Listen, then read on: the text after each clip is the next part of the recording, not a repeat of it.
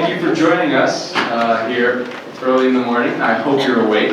And I want to welcome you to our first panel of the day, and what will hopefully be a great day of intellectual discourse. So I am Patrick Hamon. I'm a sophomore here studying international relations, and I am also a member of this year's EPIIC Colloquium. So first, let me remind you of the format. We have our 4 panelists here and 1 student presentation. The 4 panelists are speaking for 12 minutes and the student presentation for approximately 10. We will then afterwards have time for questions from panelist to panelist and then questions from the audience. So with that, let me begin. Iraq stands at a precipice, caught between countervailing forces internally and externally. Sectarian violence and tensions continue as the nascent democracy tries to hold its second elections in the state. The political and social dynamics continue to shift with great frequency. Just 2 weeks ago, the famous cleric, Muqtada al-Sadr, leader of the Sadrist movement, declared an end to his involvement in politics, though we'll see if that sticks. Before that, we heard about the violent takeover of certain areas of Anbar province by an al-Qaeda affiliate, the same province where so many U.S. Marines lost their lives 10 years ago. Meanwhile, turmoil continues to surround Iraq as the Syrian civil war rages, and Iran and Saudi Arabia continue to jostle for regional power. What does the future hold for this young democracy? What are the lasting impacts of the U.S. invasion begun almost 11 years ago? Will we explore these issues and some more right now? As we experienced last night, these are contentious issues we are dealing with, and I ask all involved, panelists and audience members, to respect differing views and keep discussion respectful. Please note that there will be a 1-minute limit to its questions, and you have to direct your question at one panelist only.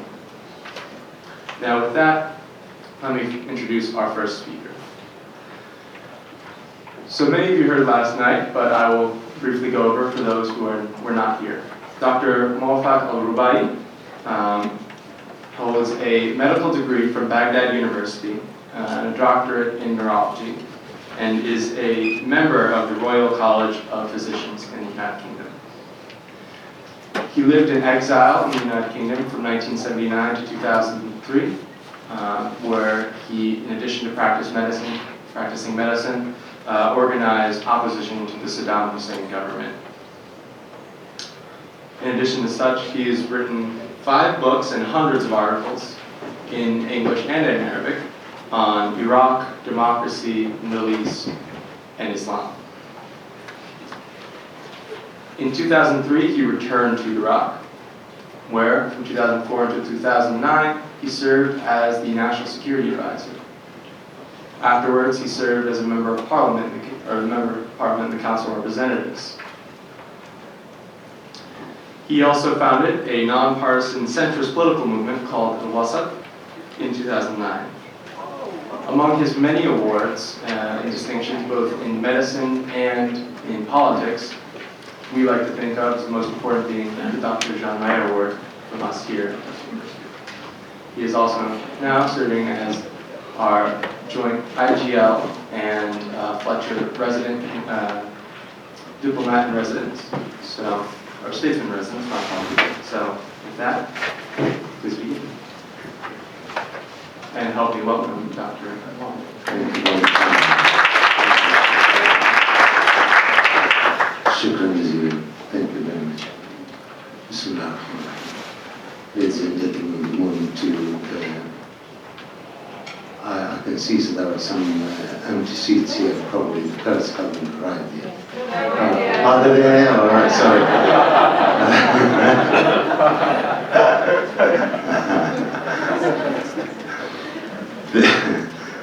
I'm going to run through my topics very quickly. But I would like to concentrate, number one, on the identity crisis. The Iraq as a state, some people say that, well, this is an accidental state. Others feel that this is a combination of the leftovers of the Ottoman Empire. I think it's a genuine state, it is a genuine country, it's a genuine nation. But there were a particular identity which was rammed down our throat for 82 years before 2003. And this is a country, this is an Arab Muslim country. Well, if you say an Arab Muslim Arab country, there's a problem with the Kurds and Turkmens and the Kurdanians and Syrians and Sabians and so on and so forth. If you say this is a Muslim country, there are large Christian communities, Kurdanians, Syrians, and so on and so forth. So, on 9th of April 2003, we were shocked and awed. And you remember this expression of George W. When we were shocked and awed on the 9th of April 2003, we lost the orientation and we got confused. And that confusion, we still suffer from that confusion of the loss of identity. We need to retreat to our own corner and think of a new Iraqism, a new Iraqi nationalism. But we wanted to be left alone to assume and to acquire that new identity.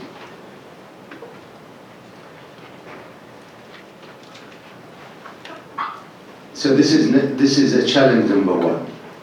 Challenge number two, which is a man-made mistake, if you like, is the Constitution. The Constitution we have drafted under, well, we were in a hurry to get a Constitution. But that Constitution, there's a structural fault in it, which is a Constitution to defend the rights of the three communities. It's not a Constitution to form a new nation, to build a new nation. And we need to go back and reform that Constitution. My third point is the following. Iraq I see as a valley, geopolitically, as a valley. Now, Iraq post-2003 is like a valley, like a depression, if you like. And on the east of that valley, well, there are surrounded by 4 humongous mountains, volcanoes. On the east, Iran with its nuclear aspiration. On the west, Israel with its nuclear arsenal. On the north, Turkey with as a regional economic superpower. And in the south, the GCC as a regional economic superpower, as well as a center of gravity for economy, for politics, and for religion. And Iraq, post-2003, is like a valley. We need to build that valley to counterbalance these 4 volcanoes. We don't need to build it up militarily, but we need to build it up economically and build a new nation. And the way to build this is not through war, but through a concept I call it vertebral spine. But I'll explain this towards my end of presentation. After 2003, there were 2 main options in front of us. But one of them is what I call misguided option. And that's because the Shia are the majority in the country, some people were vying to have a Shia-dominated country with a sectarian program. And that's going to fail. That's definitely is going to fail. But the other alternative can be a majority-dominated with a national program, national patriotic program, to build a new nation. There are three ways of unifying the three communities. One used by Saddam Hussein, which is war. Just launch war against your neighbors. And that we cannot do and we don't want to do. And the second is to impose what I call the national military duty, to make the serving in the army as a national duty for each and every young. Well, we don't want to do that because we go to militarizing the society. What we wanted to do is, through public work, building our infrastructure and developing the economy. Through this concept of what I call vertebral spine. If you look to Iraq map, you will see the two rivers running from the north down south. And you will see, the population density.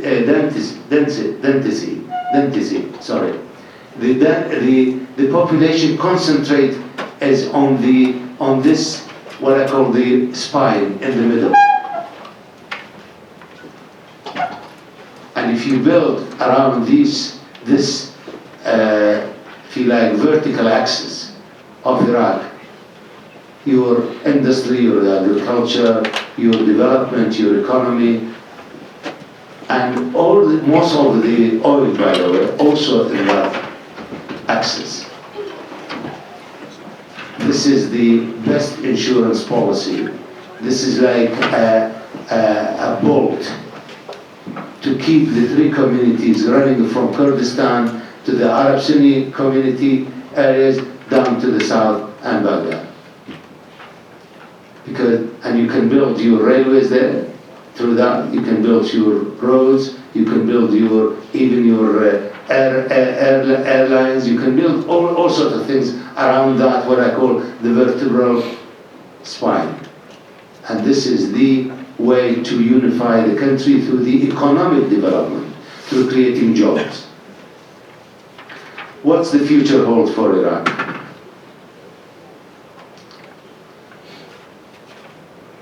Either a dictatorship, which will give you a false stability, or an all-out civil war, or a failed state, or, which I adopt, and I believe is going to happen, a slow but progressive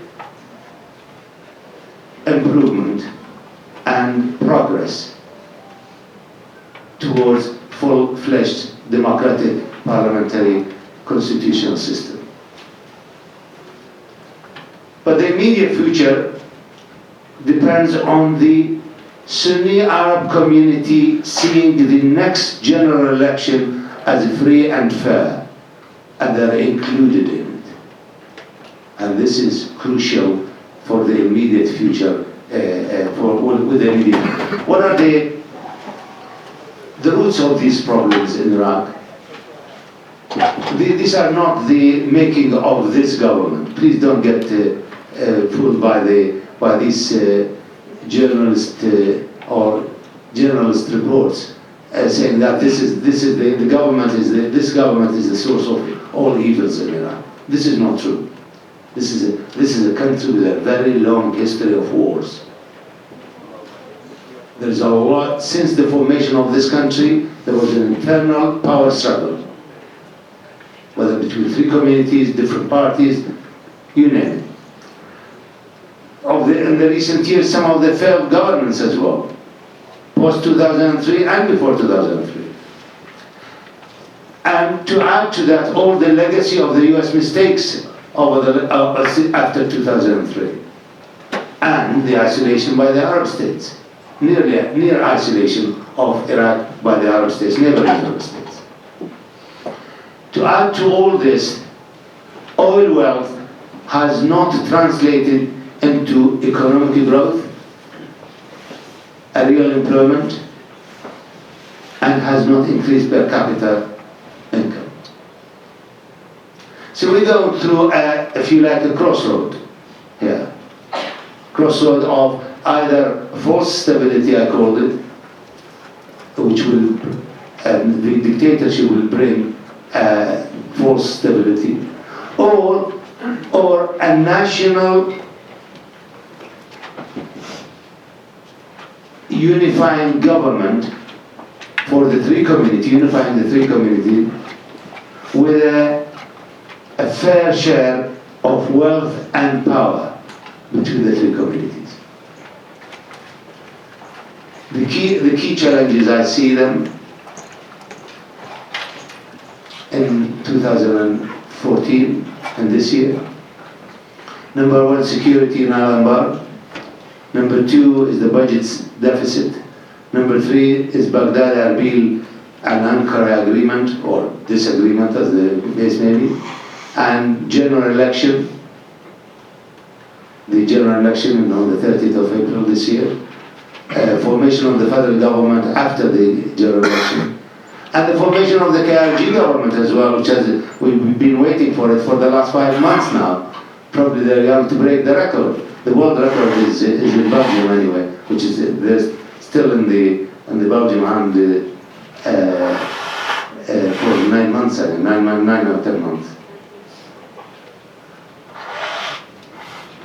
There are so many challenges in confronting, facing Iraq. But I believe in this nation. I think Iraq is a unique nation, as a cradle of civilization. We don't need to reinvent the wheel. We have already invented it in 5,000 years ago.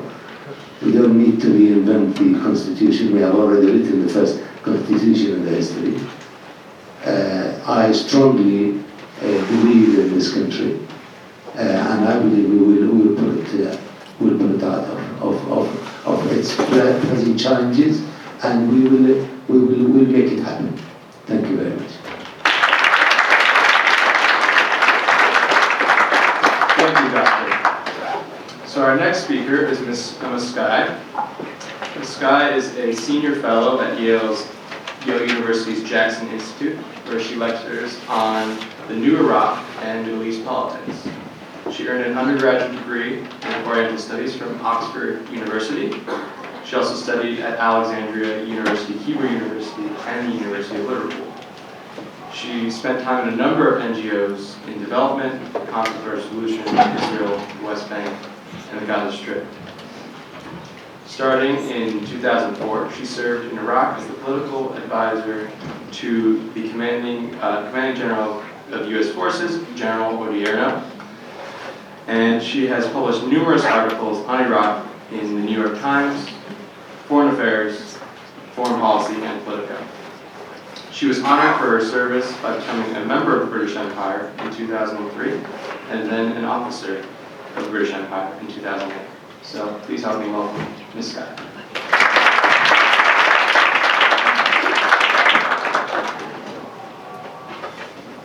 Thank you very much, and thank you very much for inviting me to this conference. And it's great to see old friends here, such as Dr. Mowaffak, or Dr. Mo as we call him. I know that Dr. Mowaffak ended on an optimistic note, but I have to say that personally, I'm not optimistic for Iraq's future. And I say that with great sadness, having spent a number of years in Iraq. And I think where Iraq is today was not inevitable. There are many different paths that Iraq could have taken, and different futures that could have been envisaged for Iraq, particularly from 2010 onwards. I'm not going to go into sort of all the mistakes made in 0304, surge, all of that, but really look at what went wrong from 2010 onwards. And there's no doubt that the regional tensions that Dr. Mowaffak spoke about, there's no doubt that that plays a negative role, and there's no doubt that the civil war in Syria also plays a negative role in Iraq. But I believe that Iraq's problems, essentially domestic problems, and a massive failure of Iraq's elites to build a better future for the country. And this failure of the elites is something that I really want to address, because every nation to a level is an artificial nation. America is an artificial nation. That's, many states start with some form of artificiality, but it's the leaders of that country who determine the country's future. When you think of the United States, the vision that the founding fathers had was a vision that brought together people of all different ethnicities, nationalities, and religions to be American. So it can be done. And I believe that Iraq's elites, particularly after 2003, have failed this. They like to blame everyone else for their problems, but I really feel they need to take responsibility for it. And in particular, Prime Minister Maliki, because it's the Prime Minister who sets the tone for the political elites. Now, back in 2010, there was a very close elections in which Maliki was the runner-up in those elections.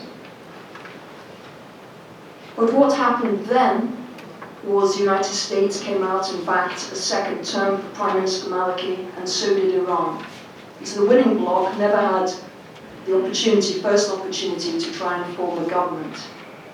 And in fact, it was Iran that succeeded in brokering the government by pressuring Muqtada al-Sadr to give support for a second Maliki term. And the price of that was always going to be no US forces remaining inside Iraq. So what's happened since the 2010 elections? It was a very long, drawn-out process to actually form a government. But since then, the Prime Minister has not worked at bringing everybody together to a real national unity. Instead, he's worked systematically to remove his rivals. And he's been using all the tools of the state at his disposal. So the judiciary, the Integrity Commission, use of special forces. And what this has done is exacerbated the sense of rage within the Sunni community, because the Sunni community as a community felt that it was under attack. It felt that all of them were regarded as Ba'athist or terrorists or Al-Qaeda.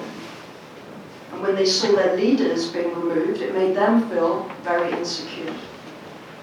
And the agreements made with the awakening leaders that America worked with during the surge, those agreements weren't honored. And the grievances, many of these grievances are legitimate grievances, these grievances weren't dealt with. And so this action by the government has pushed more and more of Iraq's Sunnis towards radicalism. And you see that narrative forming between the conflicts in Syria and Iraq. You see this narrative of Sunni disenfranchisement, struggling against Iranian-backed regimes. And this very dangerous narrative is gaining more traction. And US policies seem very contradictory towards Syria and Iraq. The problems we see today in this growing violence comes from the targeting of former Minister of Finance, Dr. Rafa Assawi, in December 2012, which then sparked these protest movements among the Sunni community, aggrieved at their marginalization. The Iraqi security forces raided a protest camp in Hawija. That led to the deaths of 50 people. And in December 2013, in response to this growing Al-Qaeda, Islamic State of Iraq presence in western Anbar, the Prime Minister ordered the Iraqi army into Anbar. And this was an initiative that had wide support at the beginning. But in a raid in Anbar, the division commander of the 7th Division was killed by the terrorists. And the Prime Minister then ordered the Iraqi security forces into Ramadi, accused the Ramadi protest camp of being an Al-Qaeda hotbed, and also arrested a Sunni MP, Ahmed al-Wani. In the raid, the MP's brother was killed. Now, this caused an uproar in the cities of Ramadi and Fallujah. You saw tribes coming out against the Iraqi army withdrawing, and the Islamic State of Iraq then moving in, Iraq and Syria, then moving into Ramadi and Fallujah. So then the tribes are turning against these. So very mixed and very confusing developments over the last few weeks. So for some of the tribes, they think of Islamic State in Iraq and Syria as the biggest enemy. Others think of the government of Iraq as the bigger enemy. The Prime Minister promised that he would end this fighting within days, and it's now been going on for about 2 months. It shows no sign of resolution, and about 2,000 Iraqis have been killed in the last 2 months. And so the sad thing is all the gains that the US forces have made in Iraq during the surge have been lost. And the wedge that the US forces drove between Sunni moderates and Sunni extremists has been removed. So now Iraq is approaching national elections in 2014. And already we're seeing more and more violence as the terrorists are trying to undermine the government to show it can't protect its people. They're killing indiscriminately mass murder of Shia in the south and in Baghdad. Also assassinating Sunnis who are seen to work with the Iraqi government.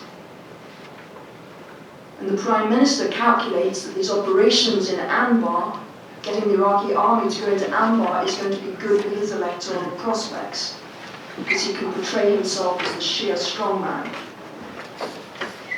And amongst all this, we've got the problems between the Baghdad government and the Kurdistan regional government over transferring the budget.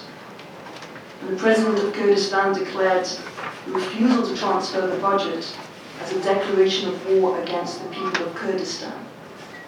But these problems between Baghdad and Erbil are resolvable. It's politicking. There's nothing there that is irresolvable. So what has been the US position in all of this? So when Prime Minister Maliki visited Washington just in November 2013, President Obama praised him for honoring the sacrifices of Americans by ensuring a strong, prosperous, inclusive and democratic Iraq. Furthermore, he said he was encouraged by Maliki's efforts to ensure that all people inside of Iraq, Sunni, Shia and Kurd, feel that they have a voice in their government. So Iraqis hear this and they think, what is going on? Is Obama looking at the same country that they're looking at? Because things do not look good in Iraq.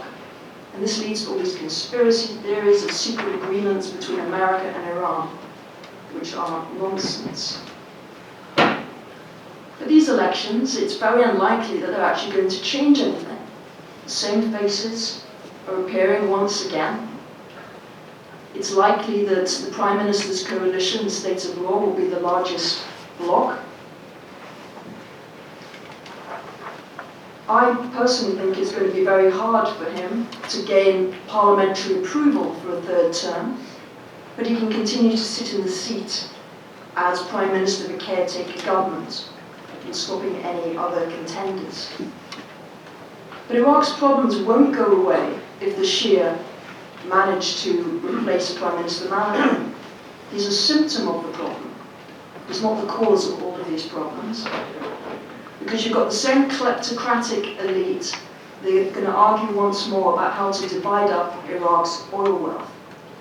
So Iraq is 95% of its budget comes from oil. And this really has been a curse on the country, because it means this massive gap between Iraq's citizens and its elites. Citizens are not paying taxes, elites are stealing the wealth of the country and not delivering services. But perhaps a new Prime Minister could try and create an agreement among Iraq's elites over the nature of the state and address those questions that Dr. Mowaffak mentioned at the beginning. What sort of state does Iraq want to be? How can it be a state of all its citizens? And if the elites do manage to come and create that sort of vision, it's going to be far easier to isolate the Islamic State of Iraq and Al-Qaeda units and assist mainstream Sunnis from preventing the murderous actions of these terrorists. And so an agreement among the elites is absolutely essential for achieving the peace that the Iraqi people yearn for and deserve after decades and decades of war. Thank you.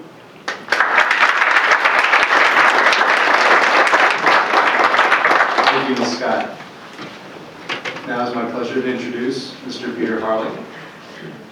Mr. Harling is Project Director with the Middle East Program of the International Crisis Group, and he is based in Beirut currently.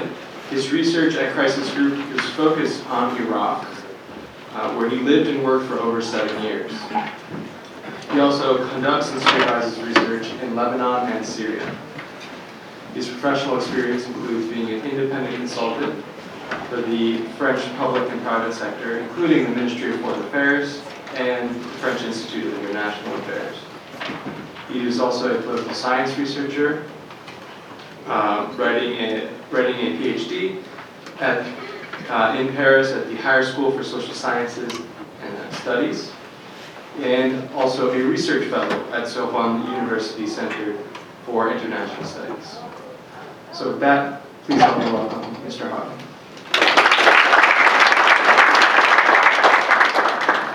Which reminds me, I haven't updated my bio in 10 years. But most of this is irrelevant today, but I'll be the diplomat here and concur with both my colleagues on the panel. Yes, Iraq has to build itself up, and yes, it has to stop digging.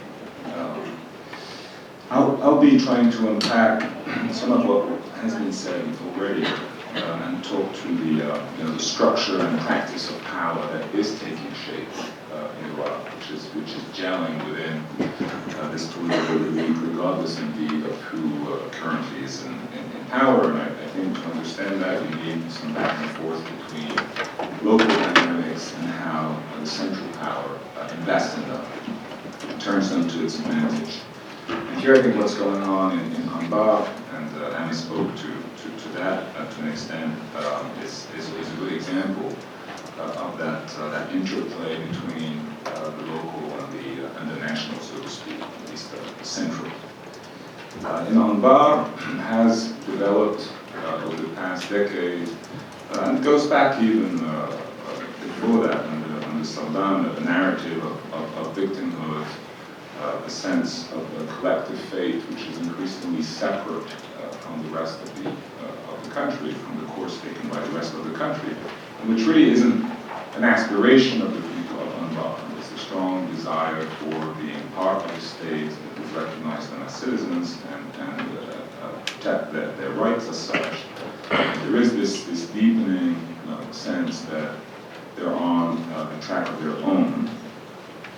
The central power projects itself into this environment with a kind of, policy of co-optation, discrete co-optation, and redistribution to partners in a divide and rule philosophy, more than trying to reconnect the central power with that part of the country which is drifting away from it. No effort is being made to address the more fundamental, deep-seated demands which one can hear from people in the area. And the result of this process has been a form of integration of Anbar, which is west of Baghdad, with its Syrian neighbor, and the recreation of what historically was a naturally integrated space. The Jazeera, it's not quite desert, but barren lands, with the towns connected by the course of a river. much trade historically and tribes bridging the two sides of the border. That space increasingly, as the state retreats, focuses simply on picking out a number of potential partners within UNBA. That space straddling the border is being recreated. I'd like to zoom in quickly into Fallujah, just to stress the importance of local specificities.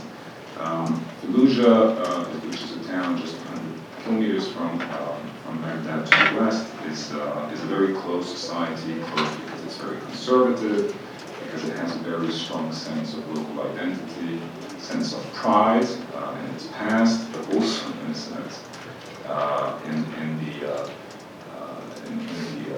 history of persecution, as people there would see it, of victimhood.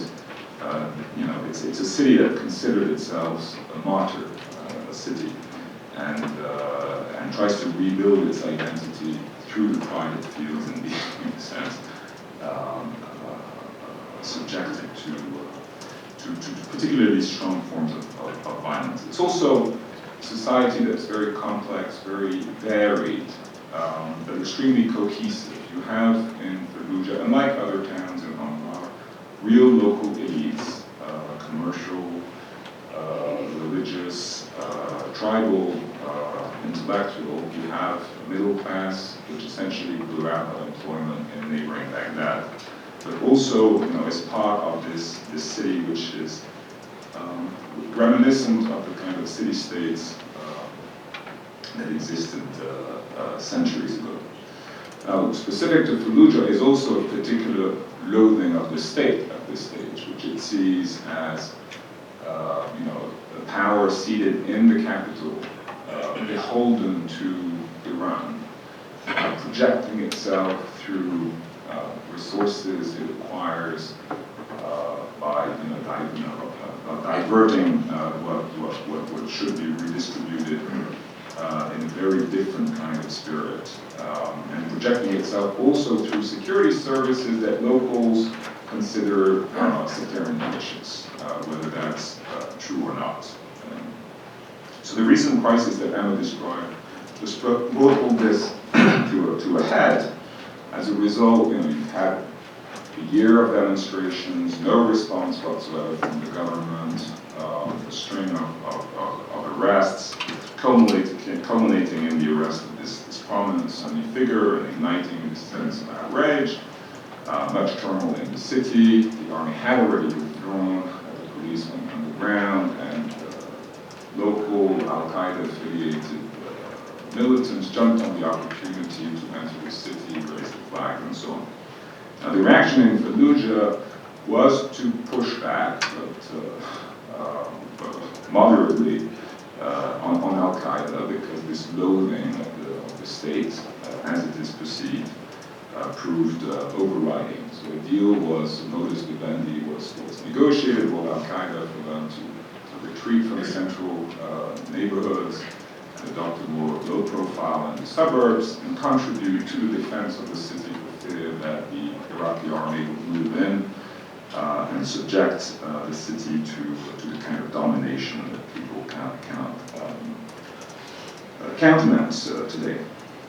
And the government also jumped on this opportunity, as Emma described, a very confused event, which the government decided to reframe as a war against Al-Qaeda, regardless of all the ambiguities, the nuances, the legacy of failures. In fact, the war on Al-Qaeda could be a distraction from all these past failures in dealing with the underlying problems.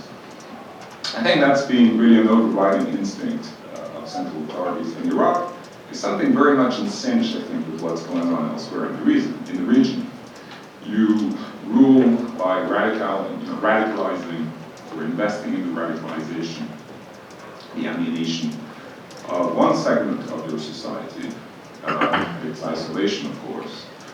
You use that conflict to rally other components of your society in a kind of existential confrontation where all you have to offer is not building up the state and the distribution of services or any kind of vision, but really a sense of protection against the boogeyman that you contribute to create.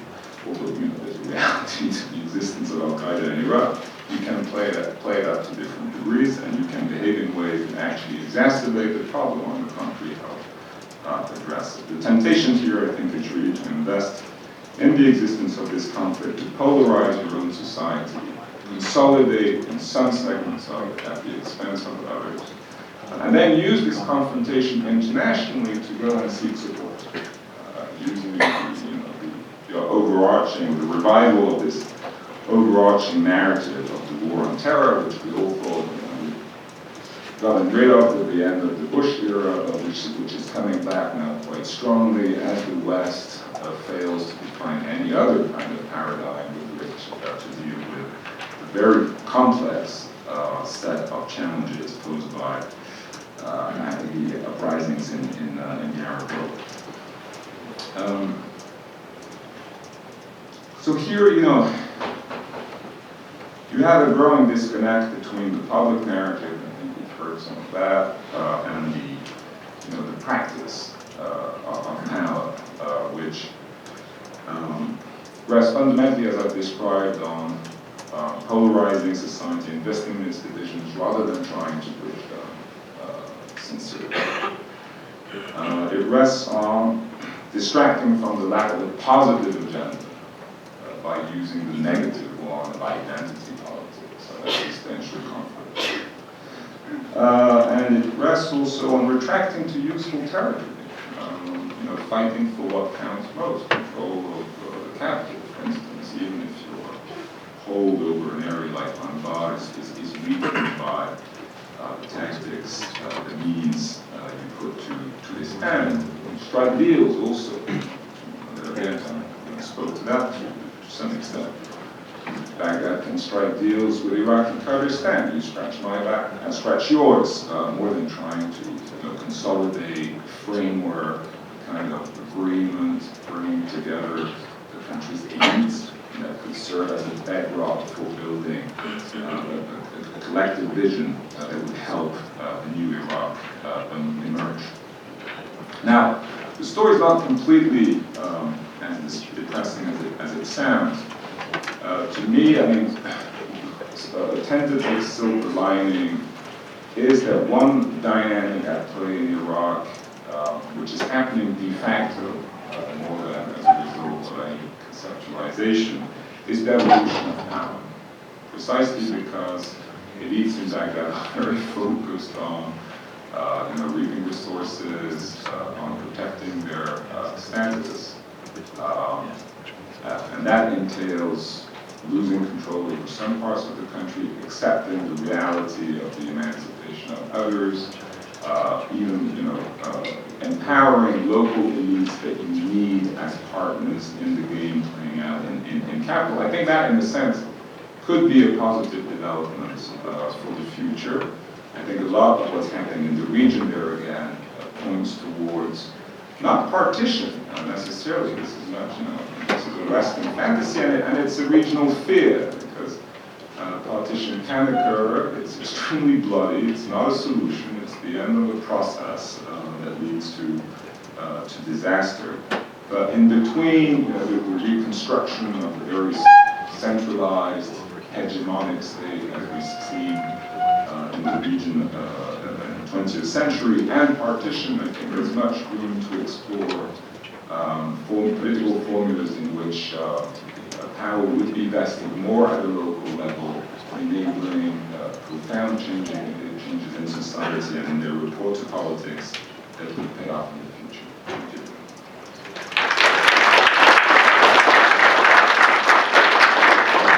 Thank you, Mr. Harling.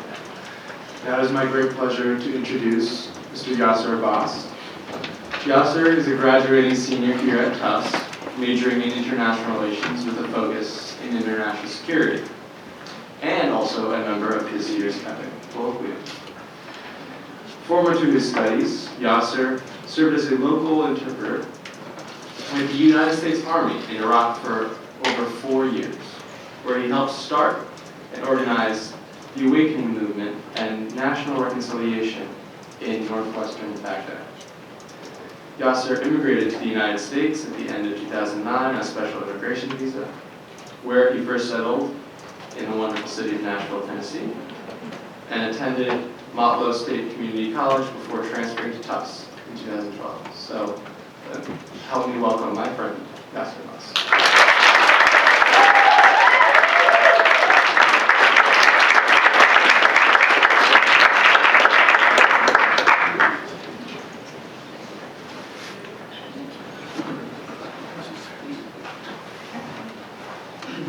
Hello, thank you for being here today.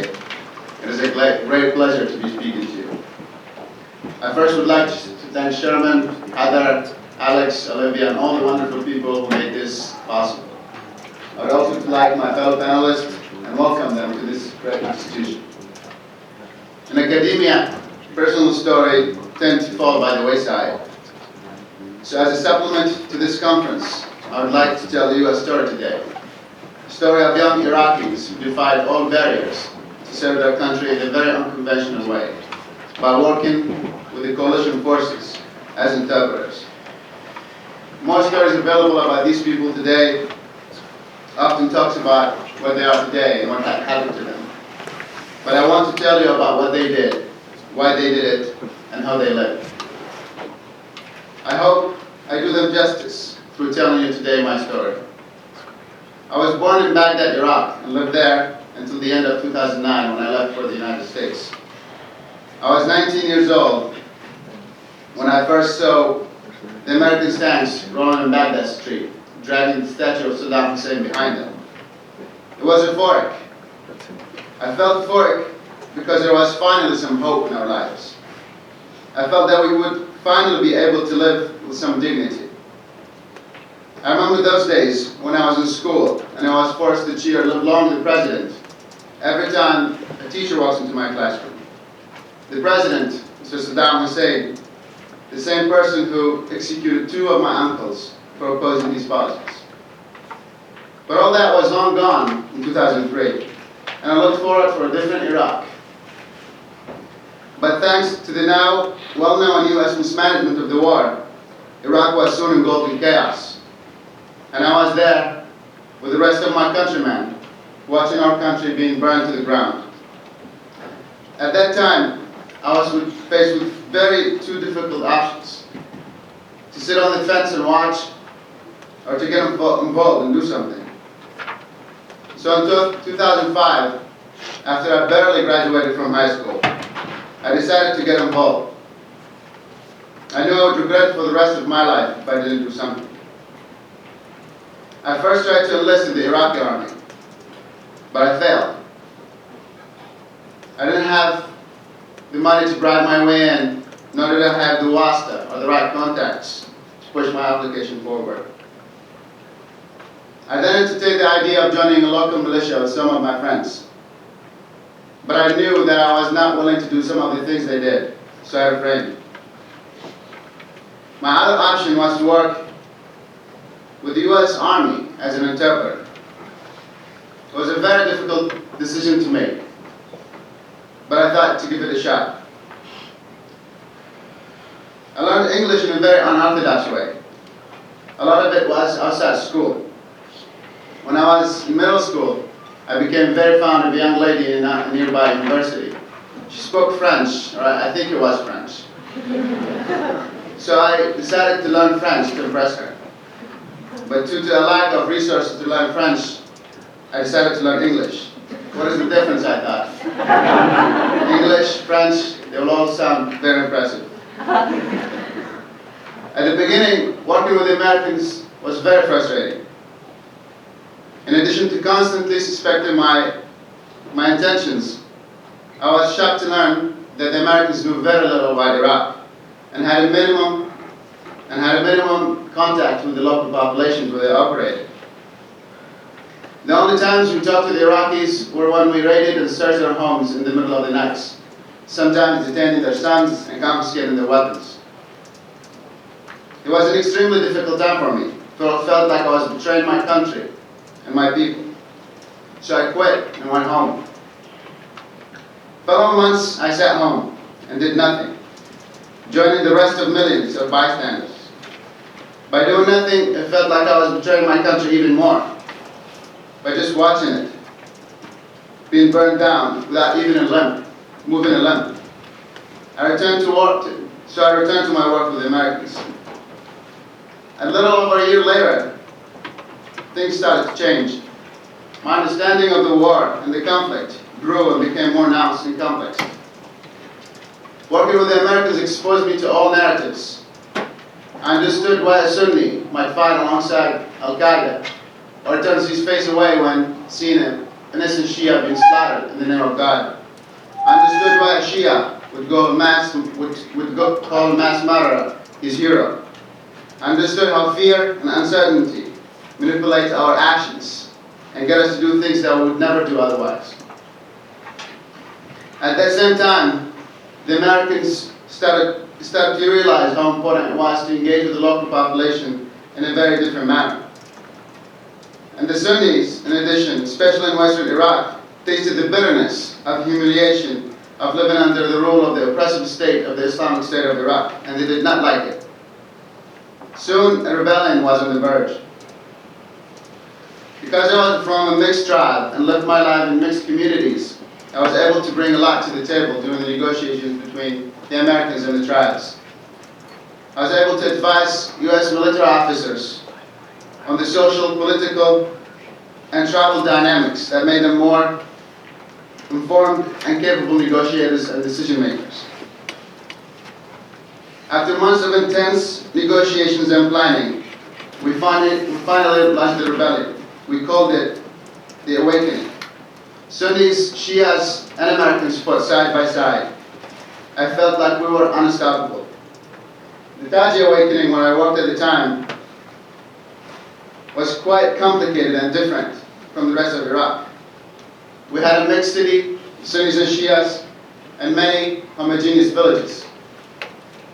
We had not only to convince the Sunnis to rebel against Al-Qaeda, but we also had to bring the Sunnis and Shia together and work together. Furthermore, a year later, we had to work with the Shia to rebel against criminal militias.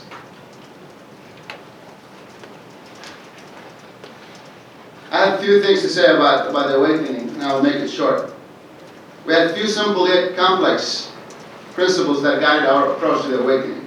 First, we did not take the Awakening as a magical solution for all our problems, If conditions and requirements were not there, we did not have an Awakening. We used other tools to address the problem. Second, we refrained from including criminal individuals and organizations to the Awakening. And if we did it according to our strategy. That is, not to strengthen them, but contain, weaken, and abolish them with time. Lastly, we gave the Shia a major role in the Awakening and made it clear that we will only work with those who are willing to work with the whole community, not part of it. This last point allowed us to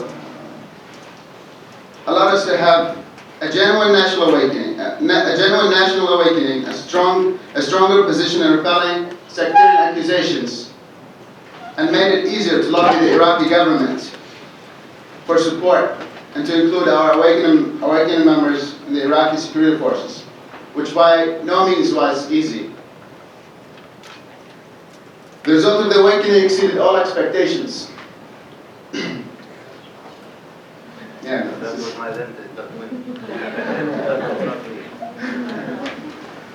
results of the Awakening exceeded all expectations. The same hope and euphoria of 2003 was back in the air.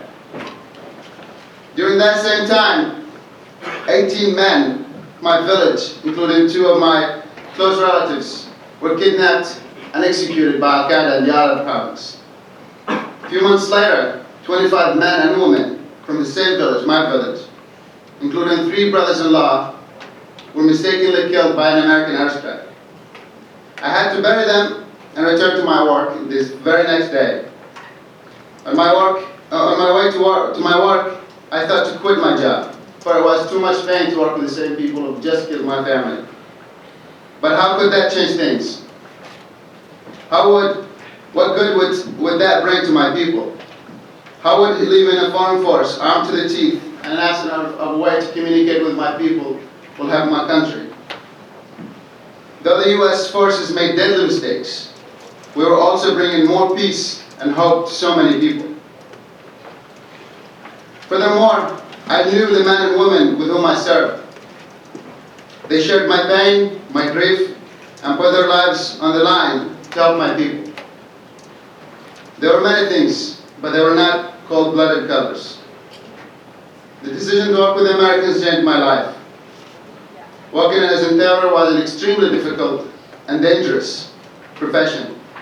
We were hunted down by both Sunnis and Shia armed groups alike. So to protect ourselves, we had to live like ghosts, constantly changing our looks, names, routes, and currently hiding our real identities. Very few people knew about my work. I told my family that I was working in the South selling furniture. Later on, I slowly removed myself from society so I don't have to answer their questions about my whereabouts. When I put my uniform and boots on, for the first time I knew that my life would never be the same. But I also knew that if I didn't do something, I would regret it for the rest of my life. In the following years, I lost nearly everything I had. But I also wake up every day knowing that I have done the right thing. I have no regrets. If I had the choice to do this one more time, I would do it all over again.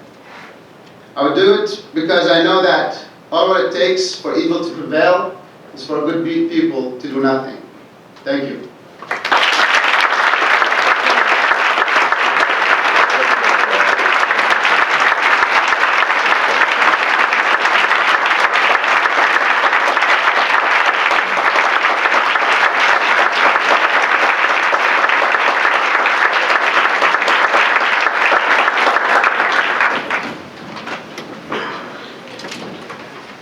Thank you, Yasir. That was great.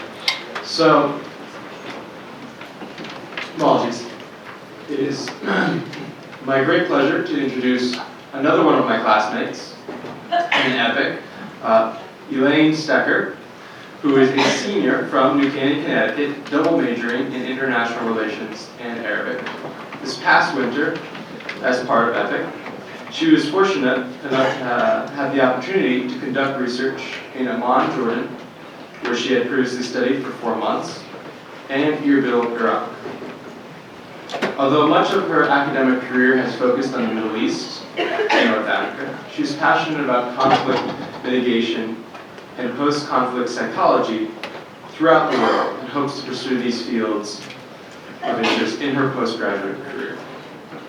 She also spent last summer in Nicaragua, interning with a local NGO implementing sustainable development projects, and here at Tufts was an executive editor of the opinion section of the Tufts Daily, and tutors Arabic here in our Arabic department. So please help me welcome Elayne.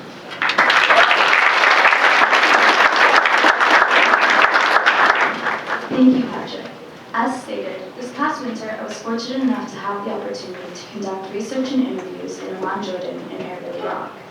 Through my research and travels, I hope to be able to use Jordan as a case study to understand the influence of Syrian refugees in the country and apply this knowledge to my understanding of the refugee situation in Iraq. However, spending time on the ground in the Middle East reshaped both the breadth and scope of my research, refocusing my attentions away from a comparative analysis between the two countries and instead towards a dissection of the ethno-sectarian discourse that dominates almost any modern discussion of the country of Iraq. Last year, 2013, 3 primary narratives dominated the discourse on the Middle East and North Africa.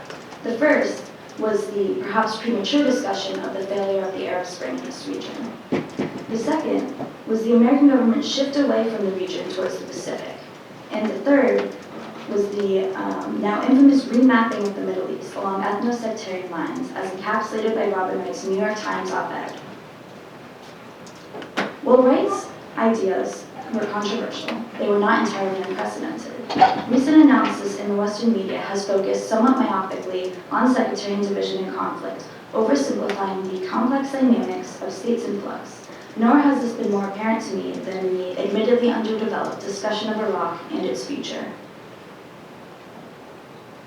This discussion initially had different parameters. In 2005, the United States' main measurement of success in the Iraqi government was the progress of the political process, normally discussed in terms of the persistence of free and fair elections. Political stability was to be one of three parameters by which success could be measured, the other two pertaining to economic activity and the development of the security sector in the country.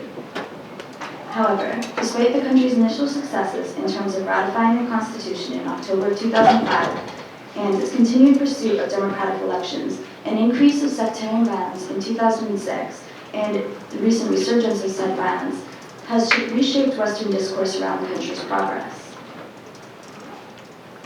Bearing this discourse in mind, I began to wonder how, in this narrative whereby the future of a country could be almost entirely determined by its demographic breakdowns, the influx of Syrian refugees would factor in. The image on PowerPoint is from the UN Refugee Agency, showing where the refugees are currently centered. Over 200,000 of them are in the north of Iraq, in the Kurdish autonomous region. So this was my research hypothesis. Considering the effect that refugees have had in other countries of the region, it would seem that an influx of several 100,000 Syrian refugees would exacerbate pre-existing systemic tensions, especially in regards to the ethno-sectarian divisions within the country. I chose to ground my understanding of Iraq in Jordan, perhaps because Jordan was familiar to me, perhaps because I wanted an excuse to go back and eat more mansef, and perhaps because of Jordan's history of engagement with refugees.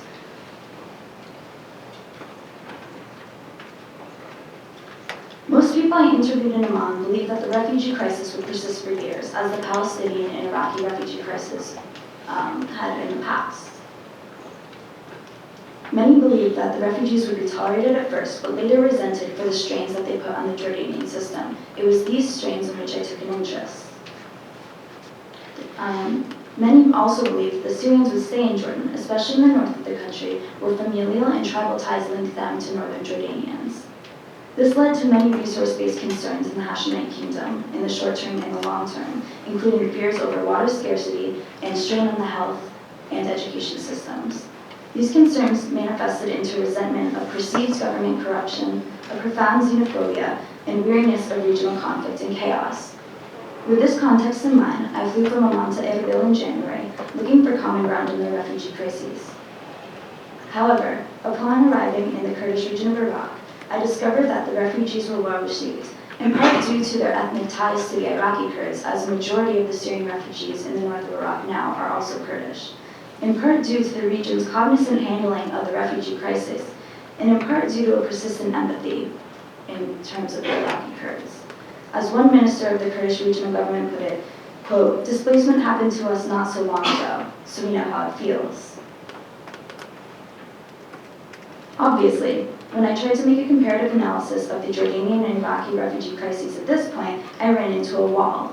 Almost none of the resource-based concerns I learned about in Amman were relevant in Erbil. I was forced to reassess my hypothesis when I realized that the question wasn't about the effect of Syrian refugees on ethno-sectarianism in Iraq. It was about how the manifestation of the refugee crisis reflected a growing divide between the central government and the Kurdish regional government.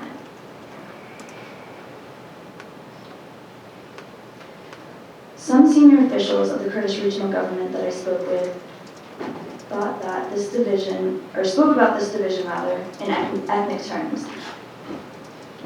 We see this division in the economic sectors of Erbil and Baghdad, in the tensions between the Kurdish regional government and the central government, and even in the EPIIC panel discussions last night. So while some people chose to discuss this division in ethno-sectarian terms, others emphasized that the disassociation between the North and the South was based less upon ethnic or religious differences and more on physical distance between Erbil and the zones of conflict in the South, and an intentional rejection in the North of ethno-sectarian-based violence and conflict.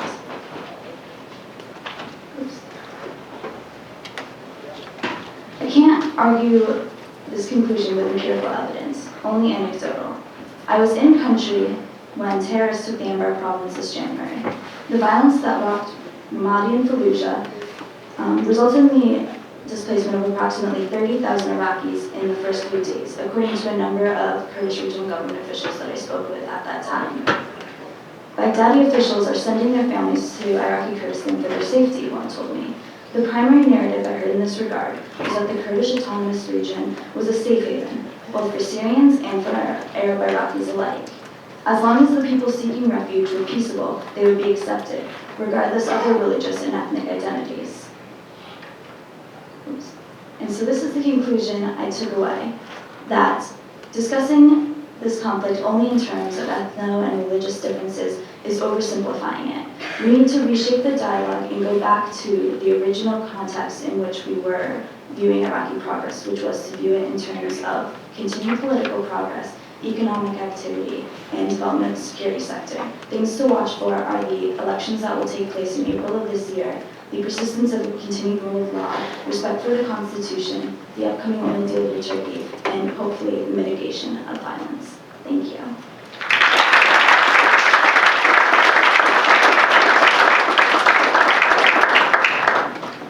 Thank you, Elayne, for those remarks. And now I'm going to open up to the panelists for questions that they have for each other. And afterwards, we'll do questions from the audience. So first, panelists, any questions?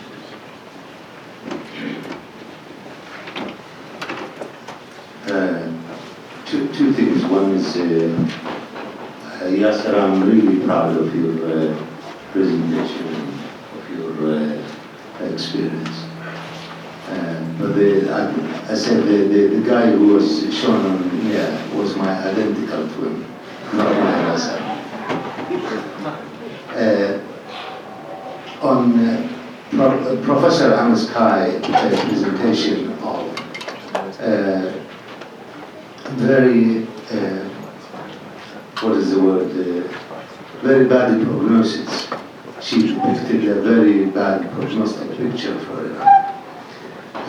I don't share that view, although we have shared a foxhole. I have shared a foxhole with Ahmed for years and years and years in Iraq, during bad time, good time.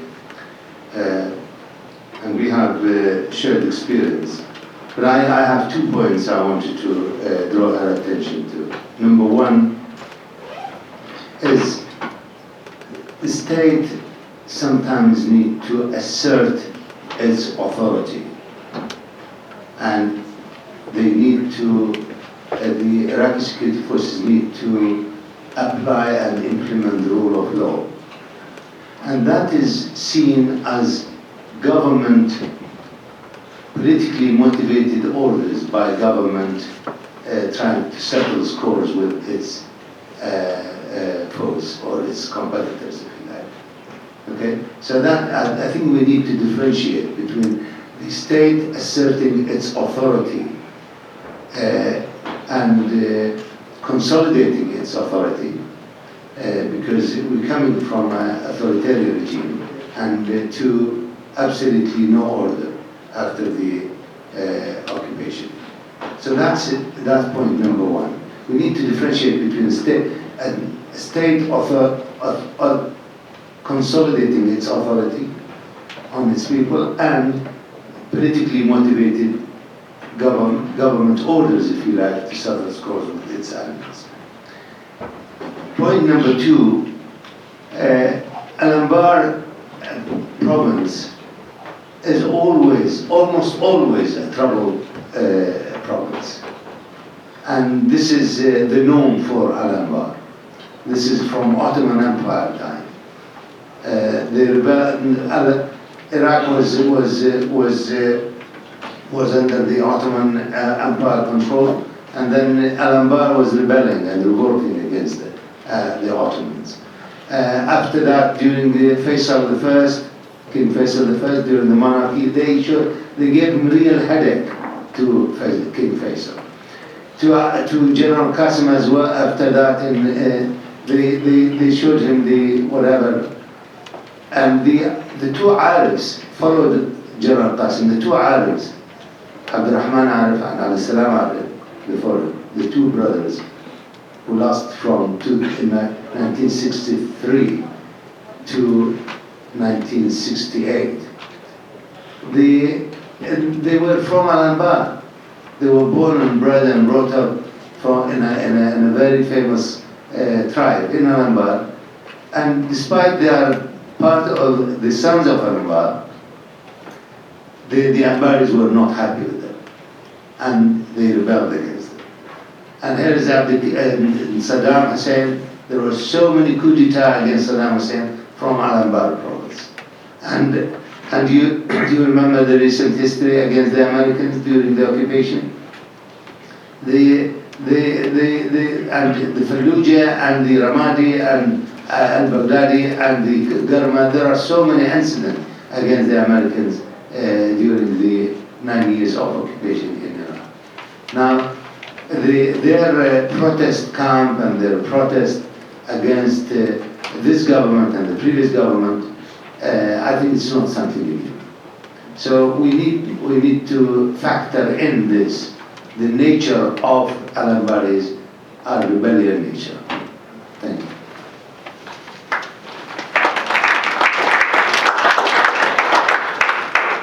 Any other questions from the panel?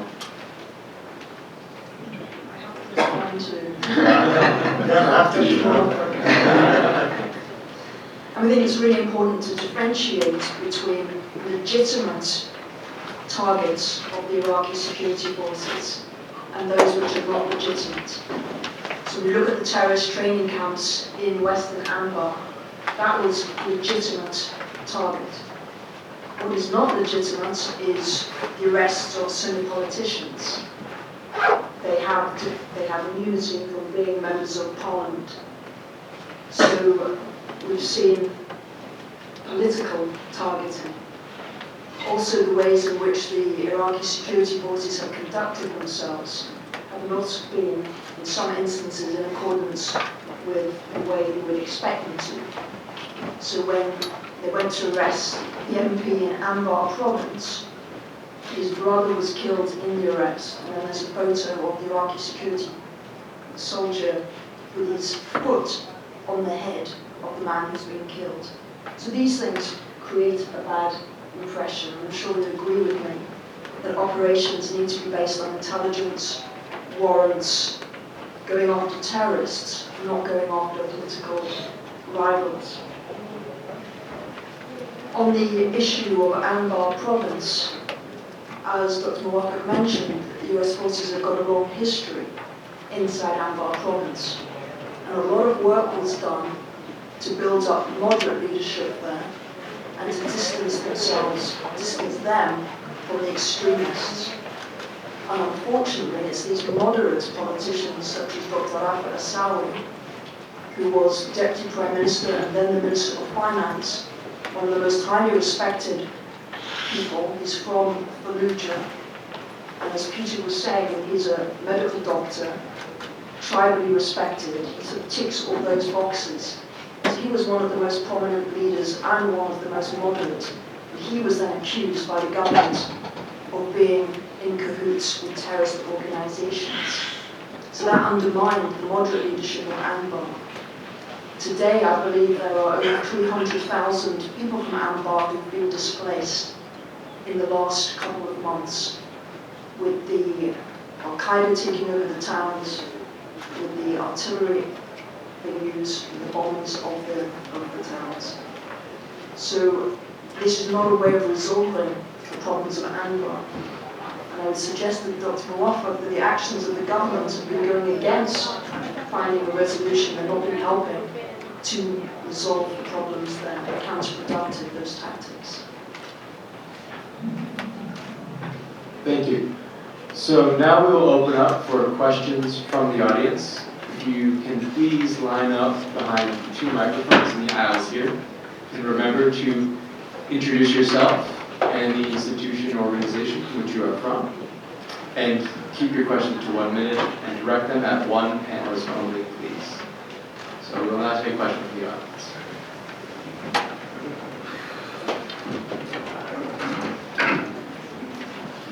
Lieutenant Colonel İlkercan from Turkey. I want to ask Dr. Rubaie, I'm an outside observer, and we can see that there is a great effort to divide Iraq to three parts. And this effort is inside Iraq and outside Iraq. And we can see everything done by the Iraqi government to stop this or to unify the country. What's your recommendation to your country to unify the nation?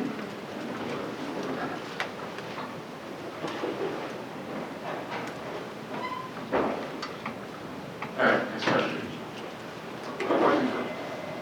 One question for Dr. Rubaie. Shukran Jazeera. My name is Liam Walsh. I'm a first-year student lecturer at U.S. Harling Capital. And my question really resides in the influence of Iran and disassociating the Iraqi government from the influence of Iran. I spent 14 months in your community in Qatmiyah, and there's some of the most courageous, compassionate people I could have imagined. And even within that Shia community, I saw a great level of distrust against the Iranians. Then you push that into how the Sunni community feels against the Iranians. How does the Iraqi government therefore go forward? Obviously, Iran will have some level of influence within the region, but if we do not disassociate the fears of the Sunni community and in some degree the Shia community from the influence of Iran, how do we address that? Thank you. Okay, Doctor, you want to handle both of those questions? The first question, I thought, I'm sorry, I didn't, I went through this unifying the three communities.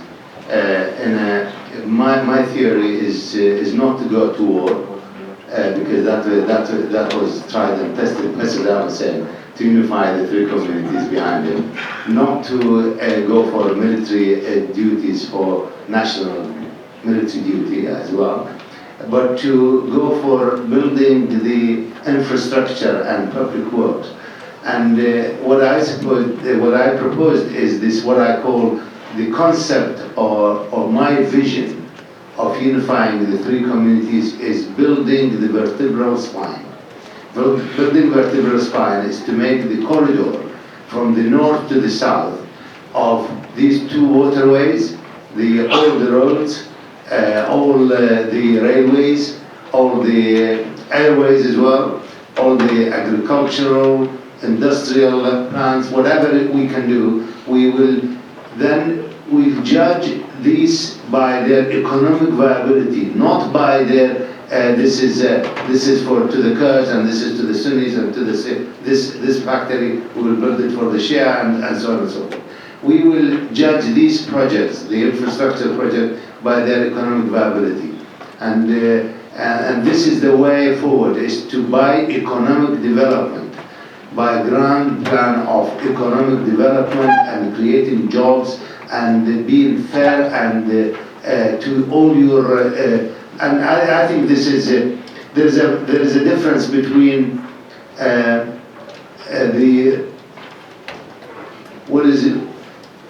statement. We need that's what we need. We need a culture of statementhood in the government. I think we succeeded we succeeded over the last 10 years in building a strong, probably a strong authority, strong order, imposing the law of order, rule of law.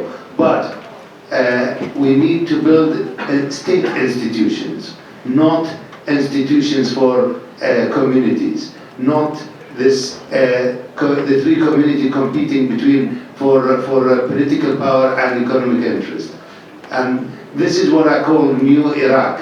We need to discover our new identity and build a new Iraq on a new vision. Sorry, it took me so long to answer. But the second point is Iran influence.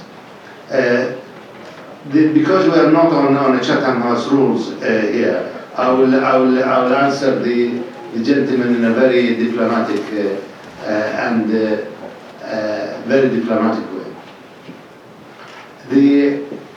Iran is a very important neighbor for us, and we cannot, and we will not, and we have no desire to go on to war again with Iran. We've tried it for 8 years. We lost 500,000 martyrs and another 500,000 disabled. So we will not go that way.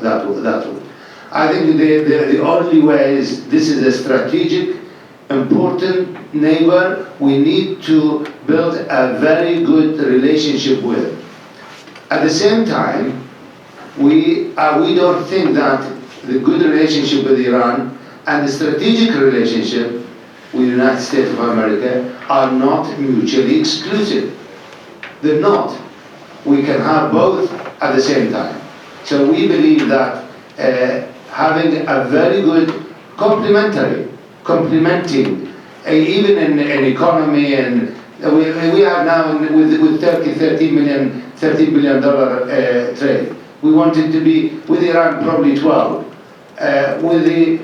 There's a very good, the religious, cultural, Shia on both sides, tribes on both sides of the borders, and the population of Iraq is towards the east.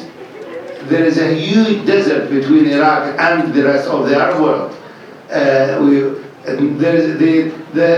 Both the population of Iran to the west and of Iraq to the east. So there is a lot of strategic interest between Iraq and Iran, and I think that we should foment a good relationship with Iran, but on a mutually respectable. They should respect our sovereignty, and we should respect their sovereignty. But let me. Somebody asked me one day, what is the Iran is the biggest national security threat to the security of Iraq. Isn't that right? That was the question. I said, well, I think Iraq is the biggest threat to the national security of Iran. He said, how come? I said, well, with the freedom of Iraq, with the liberal democracy in Iraq, with the constitutional parliamentary federal system in Iraq, and with the open society in Iraq, I think that we will have millions and millions of visitors and pilgrims from Iran to Iraq. I think they will go back home completely different, because they will see a different system. Then it will be a problem for Iran than to feel like to detoxify them. Thank you. Next question. My name is Barzan. I'm a member of the Kurdish delegation. My question for Dr. Rubaie. I wonder what's the main issue of the Iraqi constitution that must be modified, since other ethnic people believe that the constitution is the main reason to protect Iraqi unity. Thank you. Very quickly, I'm not going to mention, but 45 articles in the Constitution need to be modified, need to be amended, need to be rectified. And because the Constitution was written mainly by the Shia and Kurds, and well, some Sunnis took part, but they're not strong as representative of the Sunni community. So we need to go back and rewrite these 45 articles out of 120 or something, and to build a nation called Iraq, not to defend the three communities, human rights or whatever. These communities, I think the way forward is to constitutional reform, but this is very difficult. It's extremely difficult. Literally impossible. It's easier probably to change some verses in the holy books than changing article in the Constitution. But it could be done. Next question. My name is Monsaduda. I'm from this year's Harvard class. My question is for Ms. Guy. So the constitutional confession on the allocation of positions within the Iraqi government has been criticized by many as exacerbating ethnic-sectarian tensions rather than mitigating them. To what extent do you think that is a valid criticism, and what do you see as a tenable alternative? That system was introduced right at the beginning of the US invasion of Iraq. And people look at the formation of the Iraqi Governing Council in August 2004 as exacerbating the situation, because it institutionalized sectarian divisions. So you were given a post because you were a Sunni or a Shia or a Kurd. And people who identified as communist or secular had to then be put in these boxes. It was done with the idea of making sure that everybody was included in the new Iraq. But what happened was it exacerbated tensions in society. And it meant that political parties based on sect and ethnicity would then give jobs to people because they were of that sect and ethnicity, not because they had the qualifications to do the job. I think many people recognise it as a problem, and this is all part of the elites working out a vision for the country that doesn't place this emphasis. I think, and I agree with Peter, that this decentralization is a positive aspect that is happening. Another thing that would help Iraq in the future is a change in the electoral system. So you have people voting as representatives of the districts and the communities in which they live. That means they're competing in their own communities, often against people of their own ethnicity and sect, rather than having the bigger competition taking place in the centre. Sectarian relations in Iraq are more tense than they've ever been in Iraqi history, so this is not the norm. You can look back through history and it will come in waves. So what we're seeing at the moment is really an extreme. Hopefully in the future, those tensions will get less and people will get positions based on what they can do, not on what sector of history or who they know. Next question. I'm interested in Angel Warning from the United States Naval Academy. My question is to Dr. Rubaie. Do you think that the economic prosperity will create a strong enough bond to hold Iraq together? And if so, which sectors do you hope to develop in order to strengthen these ties economically and both socially? I do strongly believe that economic development is the way forward, and two sectors. One is the hydrocarbon sector, oil and gas, and the second is the tourism, the archaeological tourism, religious tourism, and recreational tourism, and the third industry is agriculture. So these are hydrocarbons, tourism, and agriculture. I think these are the areas of course the infrastructure is very, very important. I mean, roads and railways and airports and so on and so forth. But I think these are the four areas, if you like that. But if the next parliament adopt what I call the vertebral spine concept, even the concept if they adopt it, then the budget can be designed to fulfill and to try to build this. And you can see in China, for example, around that river running from the east, from the west to the east.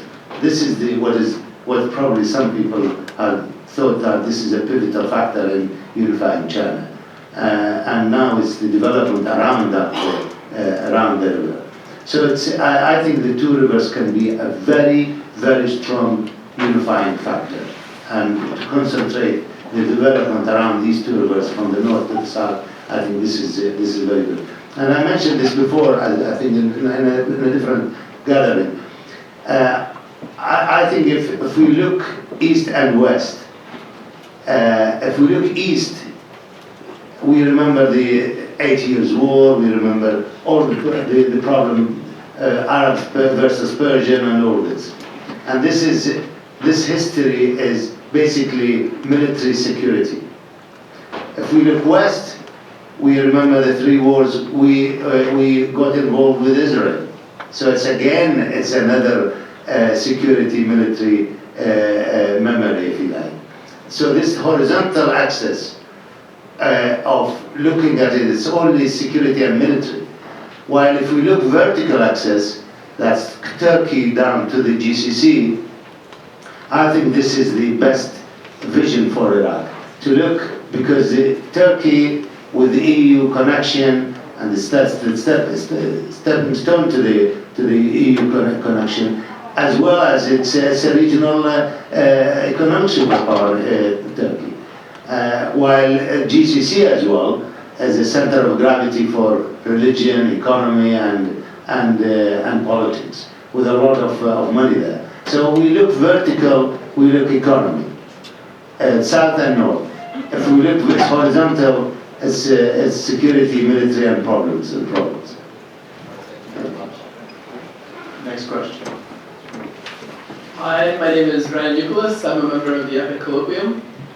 My question is really to anybody who thinks they can answer it best. How do you think the emergence of ISIS in Western Iraq, in the events that have happened since its emergence, will affect the upcoming Iraqi elections in April?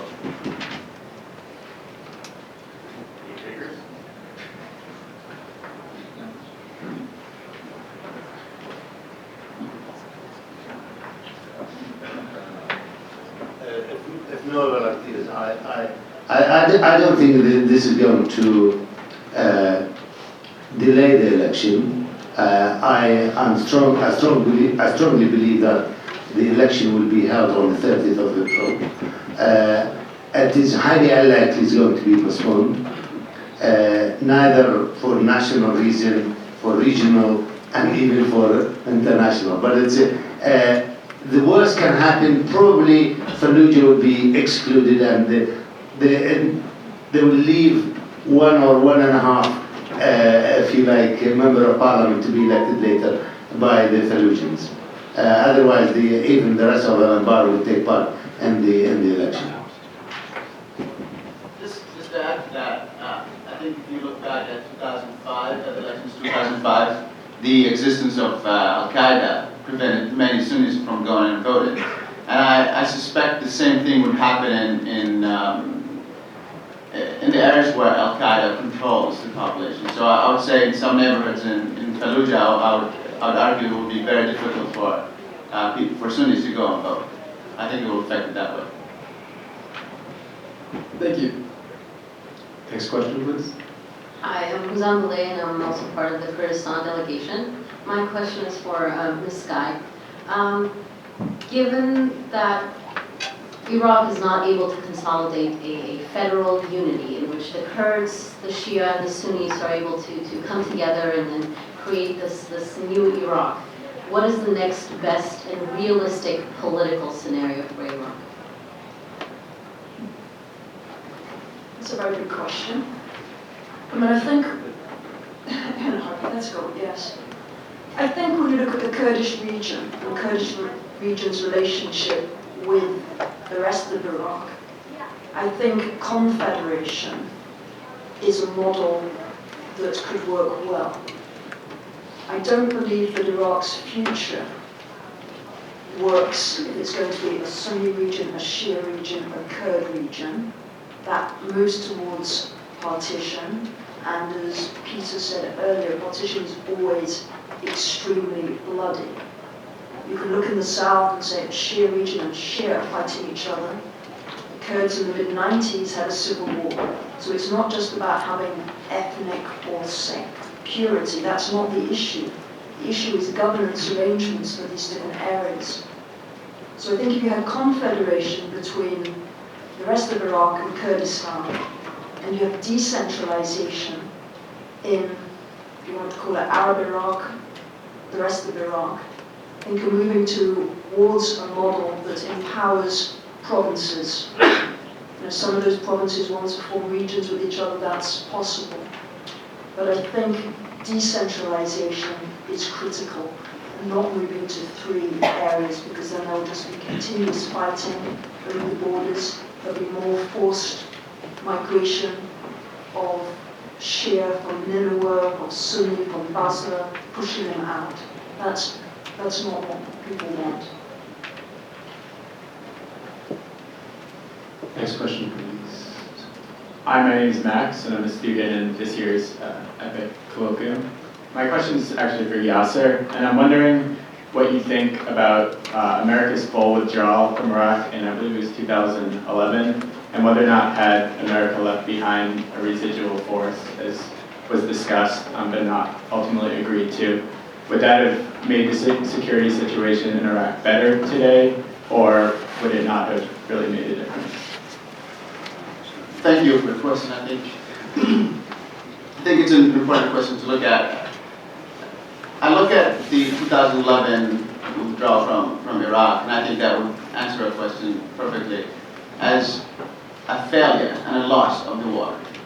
I think if there was a force left behind who would change a lot of the calculations of Maliki that he did in the past year, I think it would have very approached the Sunnis, knowing that there are American force there. I also know that the Sunnis would have more confidence in participating in the political process. The force was there. Furthermore, I would argue that Al-Qaeda wouldn't be as strong and as present as they are today if there was an American force there. I would also argue that the Iranian influence wouldn't be as much as it is now. And Americans will definitely boost the American influence within the Iraqi government. Thank you. Next question. Hello, my name is Yasir Abbas. I'm an American Foreign Service officer and diplomat in residence for New England. This question is for Yasir, but also for the rest of our distinguished panelists. Yasir, as a young Iraqi American, I think we all understand there's a great mistrust amongst the Kurds and Sunnis about Prime Minister Maliki. Whether it's right or wrong, they feel like they can no longer have confidence in him as a unifying figure. What kind of institutional reform could the Iraqi government do to make the Sunni and other communities feel fully integrated and protected? And what should Iraq's friends in the region and the United States be doing to promote specific kinds of institutional reform? It could be what Ms. Sky suggested, strong provincial institutions, not along the three regions, but individual provinces, or it could be something else, like maybe better leadership, Ministry of Interior, better education. I'm not sure what you would recommend. I think the biggest problem now in Iraq is leadership.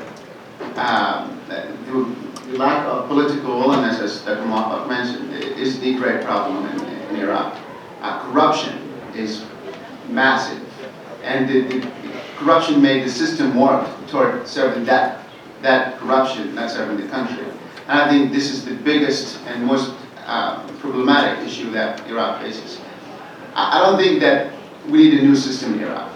And I disagree with Dr. Hamon on the decentralizing government. I think the issue is with the leadership, not with the system.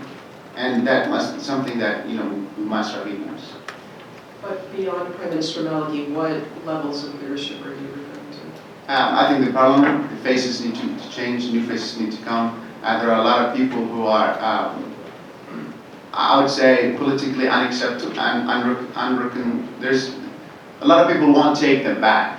We talked about Mr. Alwani, and Mr. Alwani had many enemies and made many enemies by his actions and the way he talked to the rest of the country.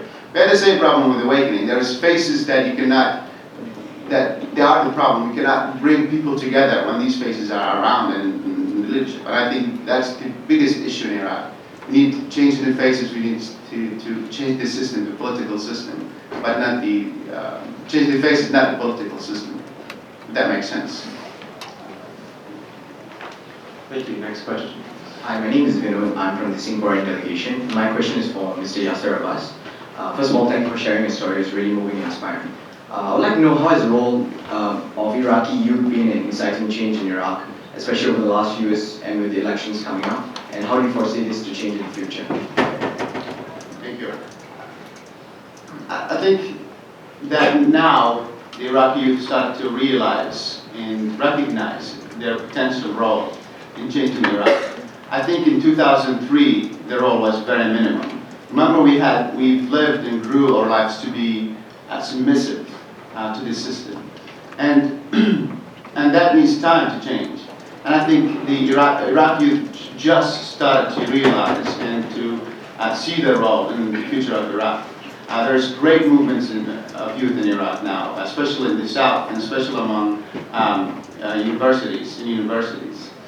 I think they will have a crucial role, and I think the youth, an influence and forcing the political system to change, and the political leaders to change their attitude and their actions. I think we will see this role bigger, not now, not in the coming years, not in the current year, but probably in a few years. We'll see more involvement of youth in Iraqi politics, which was lacking a lot in the past years. Thank you very much. Next question, please. Thank you all very much for speaking with us. I'm Cadet Kalaka from the United States Military Academy. My question is also for Mr. Abbas. I'm interested in your opinion on what it was that made the awakening movement so successful. And then this is similar to the last question, but in your opinion, what is the legacy of the awakening movement in Iraqi politics, and can it serve as a model for grassroots political involvement in Iraq? Thank you. That's a great question. I think what made it successful is that the right requirements, the environment was fertile for the movement to come. I don't think the surge was the reason. I argue that the surge was definitely a factor that helped, but it was not the reason. The Sunni communities were sick and tired of fighting. They resented Al-Qaeda, and they have, as Dr. Mowaffak mentioned, they have this culture of rebellion and this culture of warriors, that they were not going to be submissive to Al-Qaeda. And it took them time to realize that the real enemy was Al-Qaeda. What made it a legacy, what is the legacy of the awakening? I think the legacy is that Iraqis want to come together, that Iraqis want to create a better country, that Iraqis are not affiliates, are not submissive to Al-Qaeda. And I think that's the biggest legacy, that there is this possibility of the right leadership, of the right people, of the right things done in the right time, that big change can come or can happen.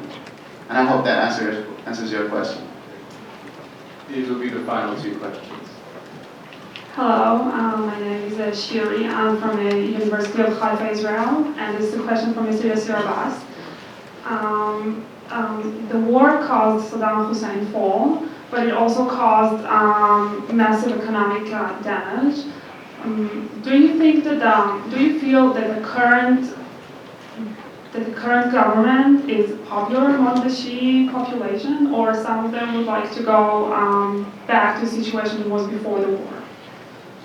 Thank you. I don't know if I qualify to answer all these questions, but I think the only reason now why not the Shia government, the current Shia government, is relatively popular is because the Shia are in fear.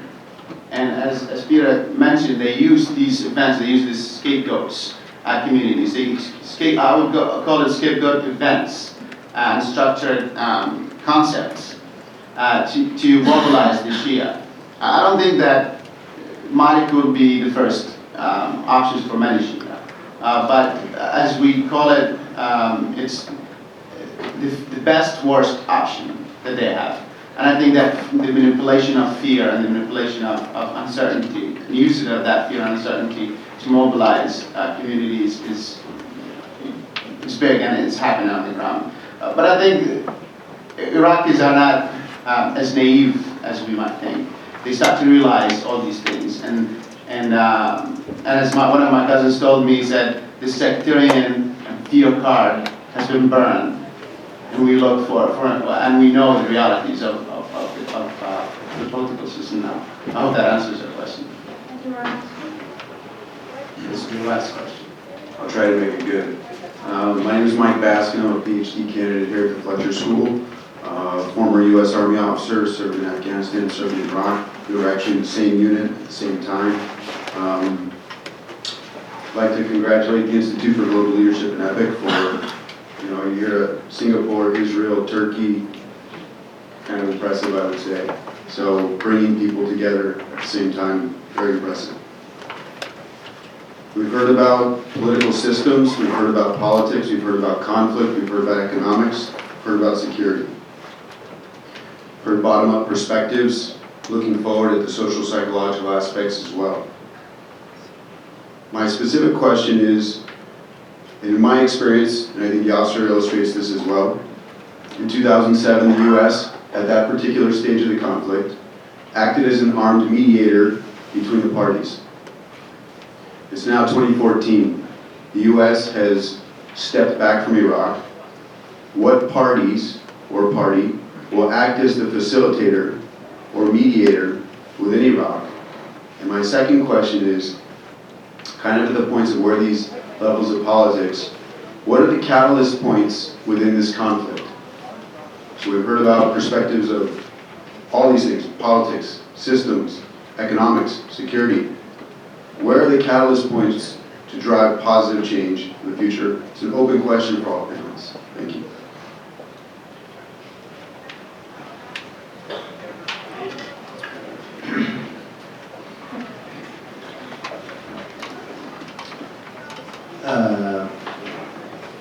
It's a really open-ended question. I spent 1 hour in Harvard, in Kennedy School the other day, trying to argue with the two ambassadors and professors about the mediator, the necessity of a mediator, of the presence of a mediator in our system. The United States worked as a very good mediator between 2003 until probably end of 2009. And once we started to implement the SOFA, they stepped back. And now we are without any mediator. We definitely need a proactive mediator to produce options, pros and cons, recommendations, shuttling between the three communities or between the Arabs and Kurds and Shia and Sunnis, and try to sort out some of these problems. Because we are a nation democracy. Now, that mediator in the last 3 years were not there, unfortunately. And this is, I believe, it's a political decision in DC, not to leave the Iraqis to their own devices. I think that is wrong. I'm not asking for the United States to intervene. What I'm asking for is some proactive diplomacy of whatever influence they have already in the country. They may use it to bring together the three communities.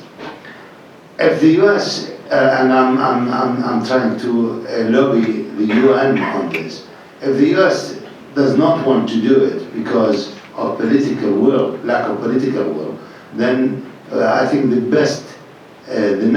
next best option for us is the United Nations. And there are some, I think, good ambassadors, good envoy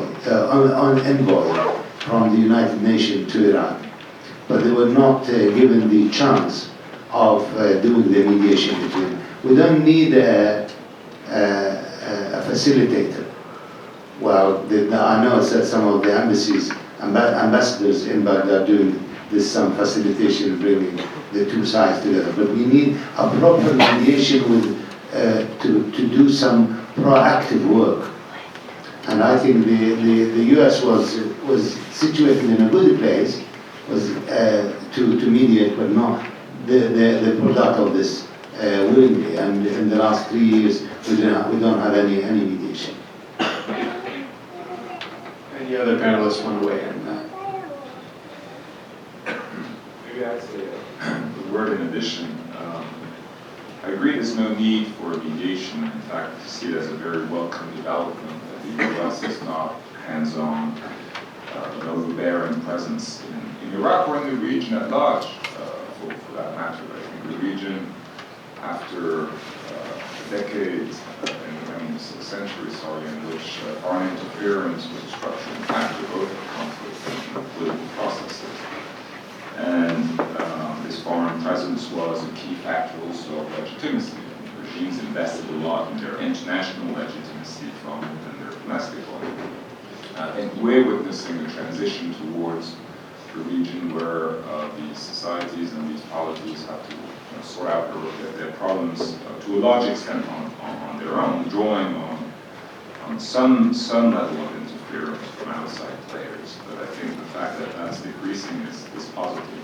in the long run. In the short term, it's creating a lot of anxiety and disorder. I would postulate that Iraq needs time to recover from a history of very brutal wars, transitions, a long period of agonizing economic sanctions. It's a society which was defeated when the U.S. moved in 2003, and I think it takes a generation to rebound from that. And I think we're seeing many signs of it. There again, Iraq, I think, is very contemporary in the kind of dynamics we can witness there. On one side, absolute failure of the elites, erosion of the state, inability to produce solutions at that level, with or without any kind of mediation.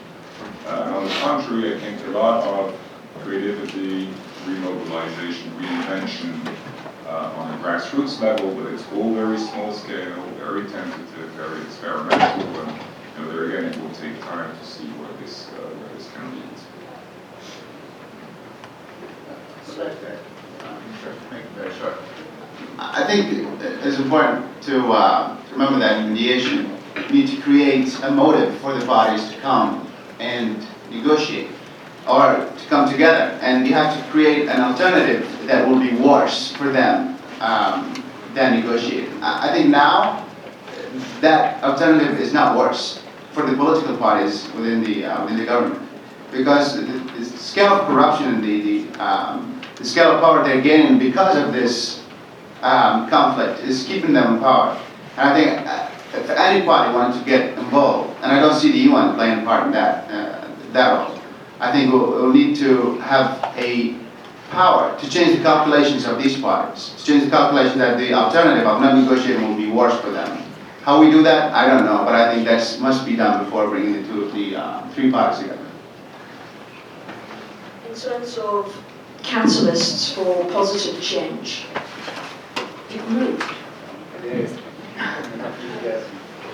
so I think one catalyst would be a dramatic drop in the price of oil. If that goes down, then Iraq has to think much more in terms of diversifying its economy, taxing its citizens, and creating much more accountability between people and rulers.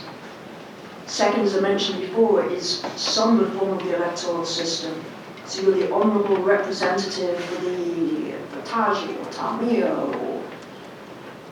or districts within Basra, instead of having this list system where one guy can then just give seats out to others on the list. And the third is regional calm. If there's some agreement between the US and Iran, some resolution of Syria, that just takes away the people inside Iraq running outside for support and lessens the ability of outside actors to interfere in Iraq's internal affairs. And on that note, we will conclude our panel on Iraq. Can you join me in thanking all the panelists for their excellent